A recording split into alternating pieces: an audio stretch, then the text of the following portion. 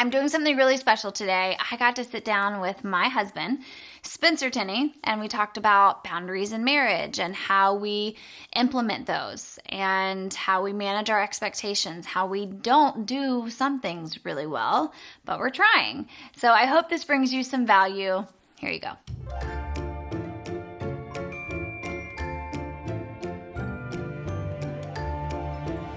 We both moved to Nashville. Let's see, it's 2020, 14 and a half years ago. And we moved 2 weeks apart. And we met roughly a month after we both moved here at a bar called Robert's Western World in downtown Broadway. On Broadway, downtown. This is true. Spencer, why were we at Robert's? Well, I had one friend at church, and he asked me, do I want to go maybe meet up with some girls downtown Broadway? And as a single man with no friends, that sounded like a good idea. So we went down there, and, his friend was friends with you, and that's how we got together, and heard that the reason why everybody was in town was that you were singing at the Bluebird, the famous Bluebird Cafe the next night, which I was, as a songwriter, I was like, wow, how can you be in town just a couple weeks and already be singing at Bluebird? I thought, like, man, you must be amazing. So, so the following night, I was living the gypsy life, working at a restaurant, and got off earlier than I thought, and I said, I'm just going to go see that girl sing. So hustled down there to see you sing, and didn't know what time you were going on, didn't know anything, but just thought I would go try, and walked in the door, and as I walked in the door, you were walking the stage. Your friend spotted me and said, come on.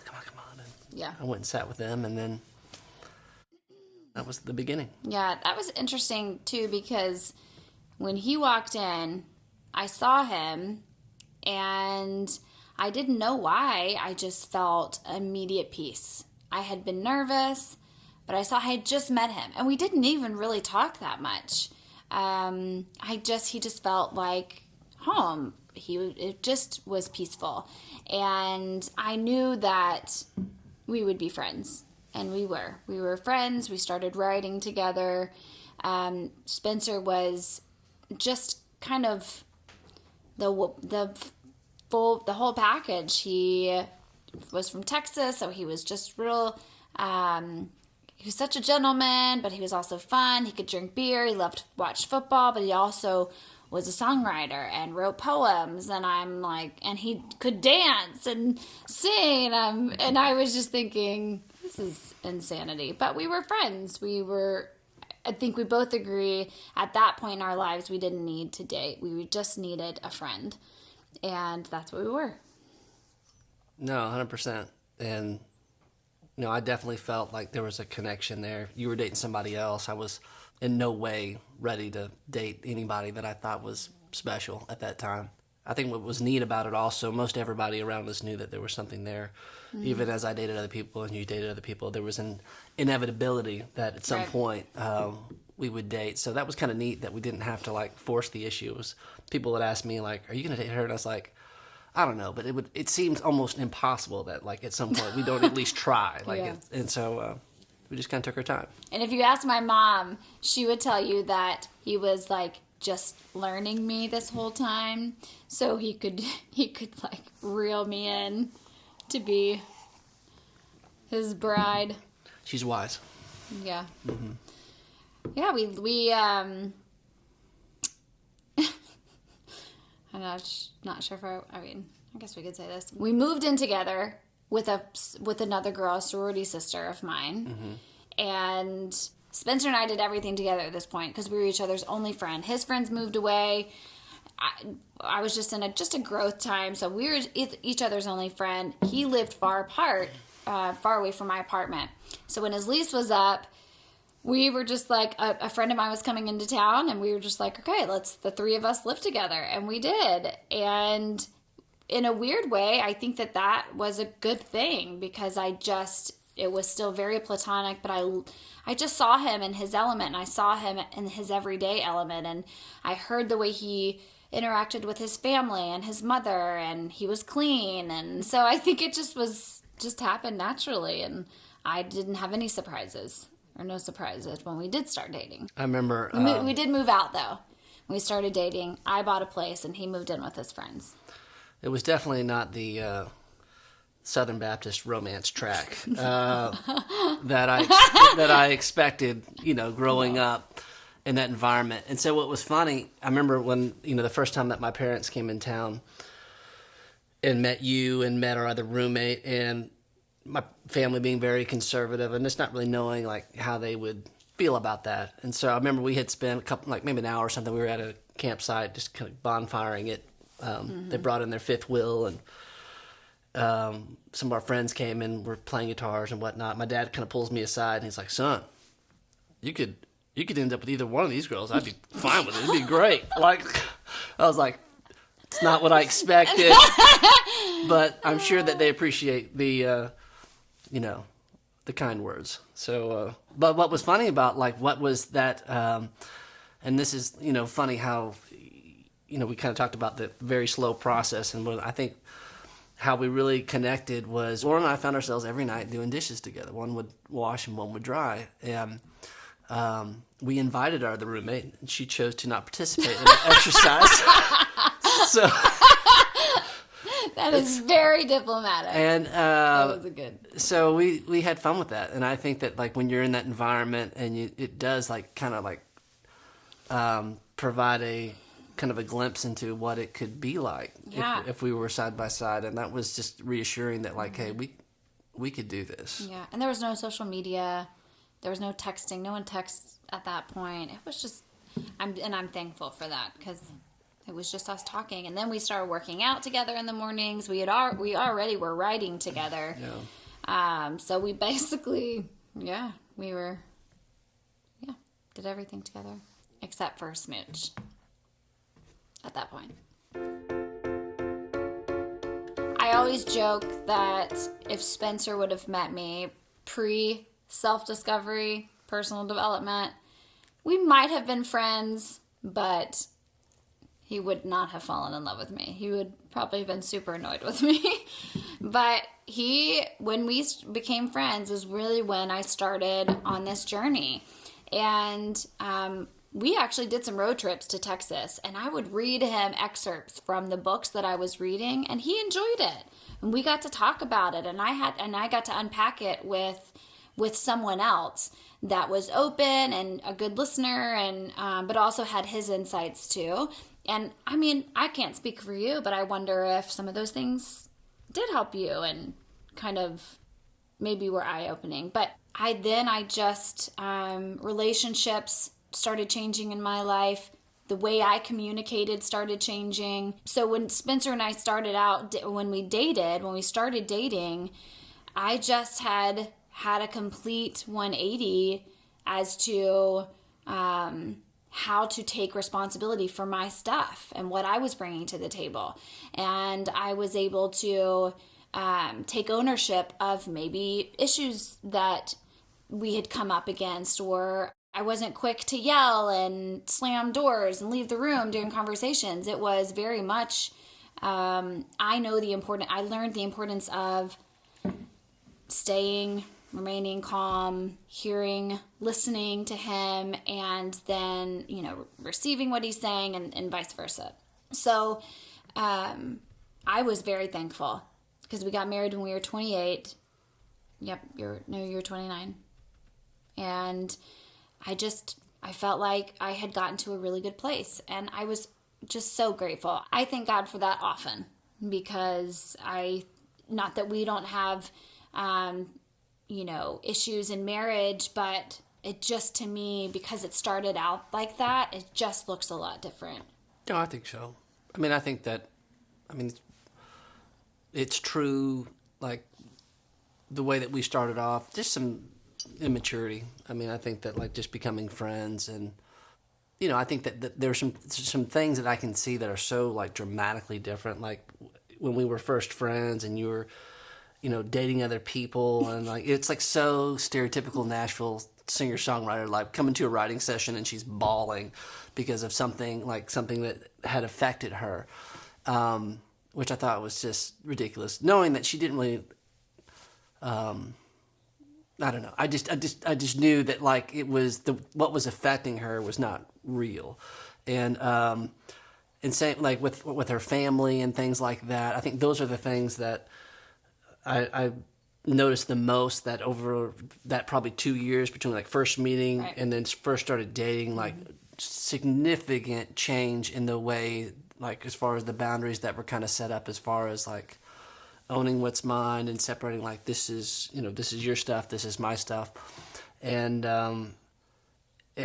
that was such a, I was doing my own stuff, but it was like such a dramatic shift as far as you just having like greater peace and just kind of being more in control of what that looks like, and then conditioning the world around you that, hey, this is where the boundaries are, Right. and this is how we're going to communicate. And that was just a major, I think it was critical for our marriage. And definitely, I mean, like I noticed that and took interest in what you're doing for sure.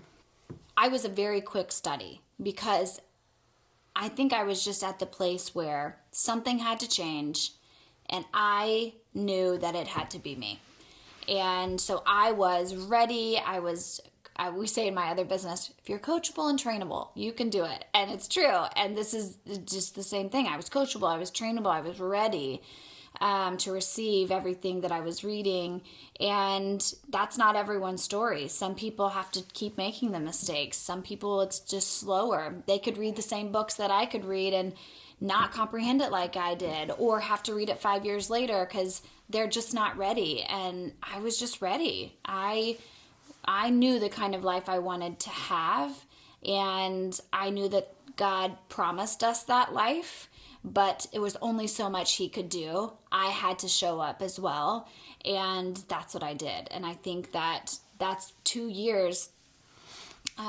Could sound really long to some people, but then others are like, oh my goodness, I wish it could take me 2 years. But for me, it's my story. But I dove in. I did not pass go. I did not collect $200. I kept going. Like I wanted so desperately to understand life and how to communicate and how to have healthy, happy, whole relationships. Boundaries can be a really broad topic, but you have them in every single kind of relationship in every area of life, and marriage is a big one because that's really at this point now the foundation of our kids and of our entire lives. And so whereas there's going to be conflict in marriage, and it's not necessarily about the conflict, it's about how you handle it.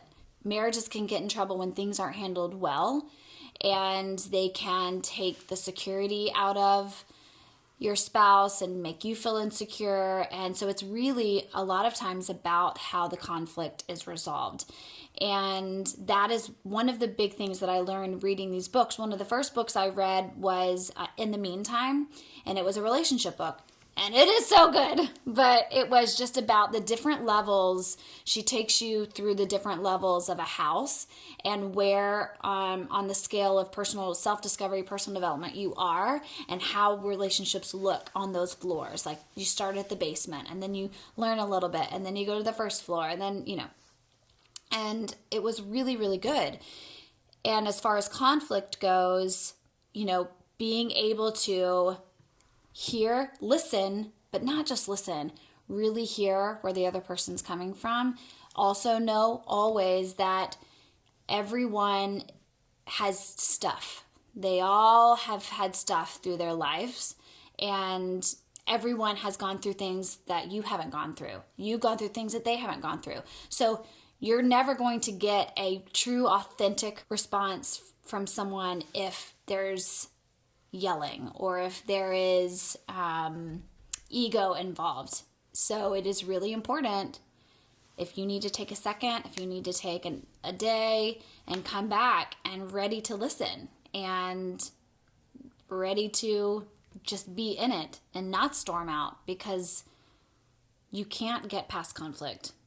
Talking about boundaries in marriage, what do you see in marriage? How do you see boundaries fitting in and making a marriage work and thrive? I think one of the most important things that I have learned as part of your journey and just kind of gleaning from that is a lot of times in conflict,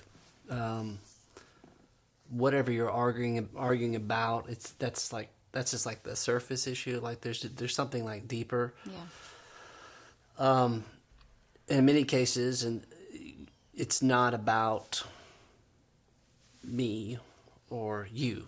And so I think that one of the things that I think has been really helpful to our marriage that I think I've learned from you and your studying is just sometimes just kind of pausing and just like, hey, before I react to this, understand that like there's a lot more to this. Right. And it's not just about this moment. And so there might be, whether it's me or whether it's you that's confronting, usually there's always a high potential for kind of a disproportionate response of like what's kind of amped up. It could be something at work. It could be something that's just kind of been... So as far as just kind of showing some grace and like from the boundary standpoint, just kind of understanding, okay, like whatever this is, more than likely it's not entirely about me. And so let's just kind of be graceful in my response in terms of what it is. And because when you don't do that, you end up just kind of adding fuel to the fire. Right. And we don't really get to any kind of resolution. Yeah. So I think that's been like one of the really powerful things that I've learned from you and through the general boundaries concept is just like, hey, just understanding the line of like what's real and what's like something else that has nothing to do with me. Yeah. And then trying to show grace through that as we work together to do it. Yeah. I think for instance too is, finances have been, for the most part in our 11-year marriage, we've been on the same page with, but there have been a couple of times where Spencer has made decisions without me and my input, and it's not, I think, based on what he's saying right now, when I had time to dissect it, it wasn't about that. It was the underlying, for me, feeling like he doesn't think I understand, he doesn't think I am smart enough to get it, which comes from way past stuff where people didn't think I was that bright or that smart or I wouldn't understand. Also to feeling overlooked and my opinion not valued, and that's not what he meant. It was simply like timing. He thinks I trust him, so he's going to make the right decision, and so it wasn't a big deal to him. But if I had to peel back layers, and this is something recent, that's probably where it comes from. If people can just understand and just get there that in conflict, in friends, with moms, with sisters, with spouses, in work, it's usually about your past and what happened there. And if we can take a step back, understand that people are doing the best they can with what they know, love them where they are, and know that their reactions are probably stemming from past hurts, then we will look at each other a lot different. And we would probably pause a lot more. We would probably breathe a lot deeper and then just kind of come unguarded into that communication. And it would, to me, I think it would change the world. Honestly, that's my audacious dream. I like it. No, I think in terms of like, I think that for many, many marriages, when we talk about financial management, such a hot issue. Like things can just go nuts. And I think for me, like coming from a background where it was very much like traditional, like where my dad just handled all that, and my mom was just kind of like grateful to not be grateful to not be a part of that, and just a sweet soul, and I think for me, like when I envision like the person that I would marry, like you would expect to mirror what that's going to look like. It's going to be like a, traditional role. And then Lauren and I fell in love, and it was like, we're like both very much, I don't know, we just do stuff. Yeah, independent and do stuff. And so like we kind of have like this partnership of what we do certain things. And I think the tension where we have for us is like, where I think like she's incredibly smart and gifted, but also like just busy, and so some of it's like just a practical standpoint. And so I think that like that's where it's really critical for us to communicate well about certain things, because like even like we have to get like, I think that I'm like helping her by not burdening her with certain information that I don't think is that pertinent. But like she said, it when you receive it as like you think that I'm not, we're not partners in this, like you just do stuff like without me, when that's not the intent at all. But so like, the way to correct that, as we have found, is just like you just take a step back and just a quick explanation. This is what's happening. This is why I'm doing this. And probably 3 sentences could have probably saved an argument for us. But we continue to learn and we try to get better, and that's how it goes. It was a heated discussion, not an argument.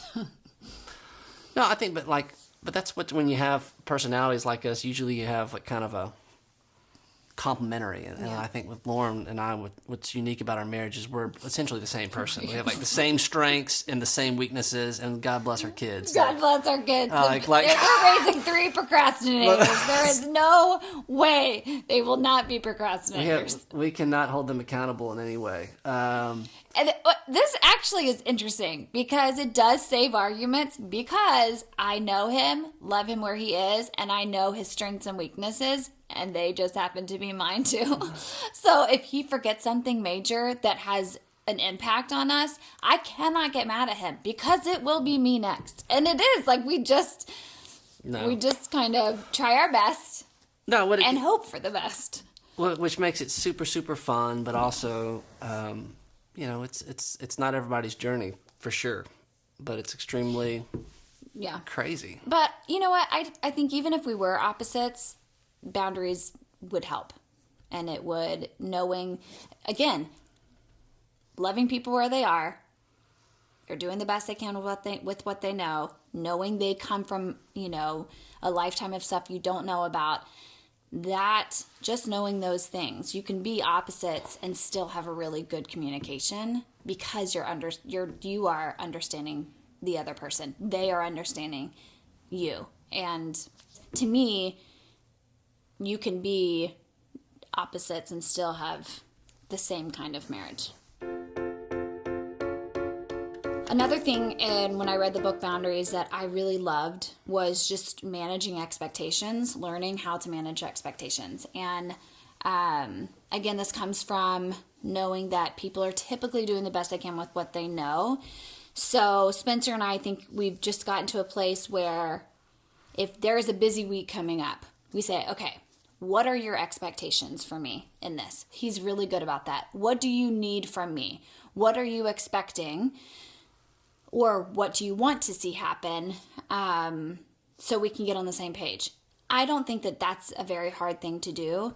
But for whatever reason, I just didn't grow up doing that. And so that was one of the things I'm just really grateful that I've learned from that book and just learned about in life in general. And that saves a lot of arguments, because we're not going through the week with me huffing and puffing and expecting him to show up when he didn't know that I needed that. And that's my responsibility, to tell him what I am needing, wanting, needing.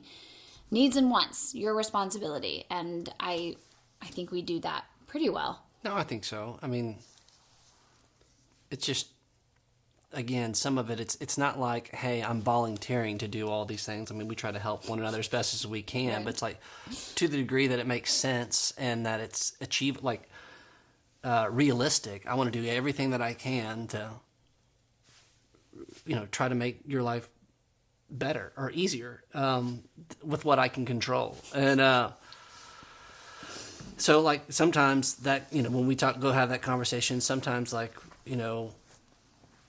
what you want, I can deliver, and sometimes it's not something that can happen. But at least by having the conversation, it's like, this is what's true. Like and so we don't get in a situation where we have like this pent up frustration with one another. Just like, okay, well, that's not logistically possible, so we just got to roll with it, and that's the way it is. And so, and then sometimes I think we might be a little bit, because of our schedules, maybe we don't ask enough of one another sometimes, just because we're try to. Noted. I will ask more. Well, I'm saying, like. Nope, you heard it. You heard it. He wants me to ask him to do more. I think we can communicate. That is. I'm asking. Yeah. You can say no. So, again, just back to the open communication. I think like it doesn't mean that you're committing, but if you're, like, hey, what is it that you need, and how can I help? And then, if I can do it, I will definitely do it, and usually that works pretty well. Yeah. What is something that we need to work on in life, in our family, with our family? I think just phones and the influence of that presence. Yeah. We've tried certain things that are really good ideas, which is like when we come home, which for me is typically 5-ish, and like so kind of like a 5 to 8 kind of a moratorium on phones, which conceptually is pretty amazing. And when we've done it, it is great. Great. There's a practical element of that that's very challenging, especially because we both own our own businesses. And it's funny when we have conversations with our kids about this, because they're like, "Well, you'll come to all of our stuff." I was like, "But like when y'all go to bed, like that's like second shift for us." Yeah. And so so I think part of that, when we're trying to be present at our kids' things during the day and do all these things, the great thing about entrepreneurship and owning your own businesses is like you can have that freedom, but like the work doesn't stop, and your commitments to your people and to your clients, it doesn't stop. So I think we're trying to like squeeze it in, and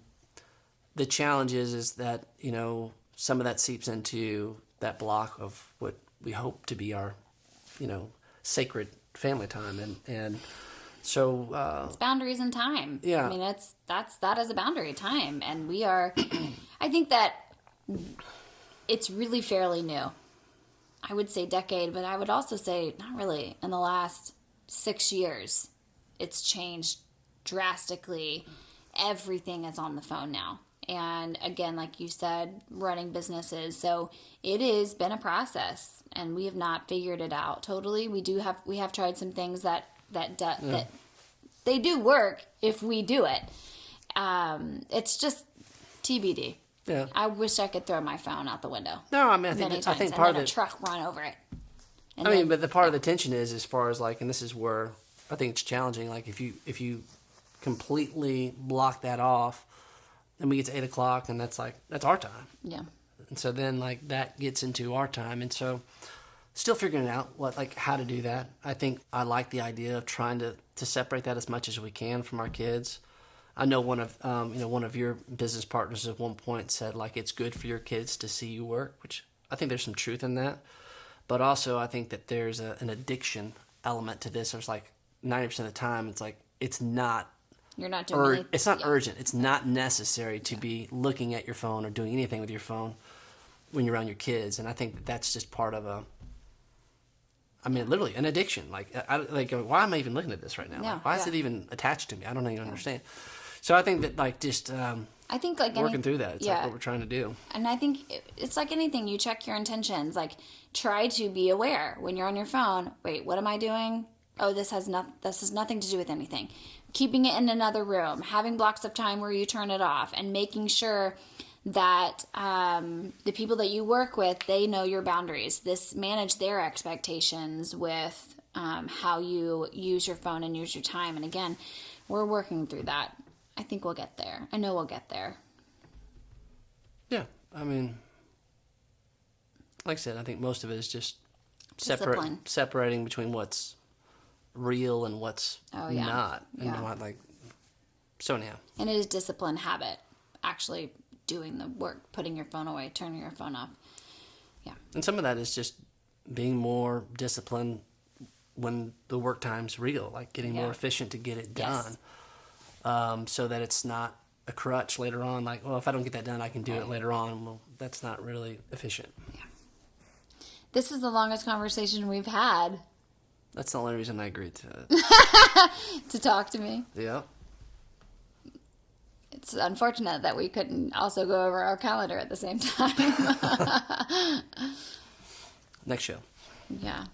Thank you for being on. Thank you for supporting me in this crazy life and this idea. You're welcome. I hope you enjoyed that conversation. That is just a glimpse into our journey that is far from perfect and far from over. If you're listening to the podcast, there's a video element to this. Go to YouTube, search Lauren Rainey Tenney, and subscribe to the show.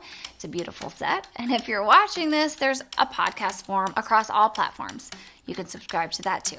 See you next time.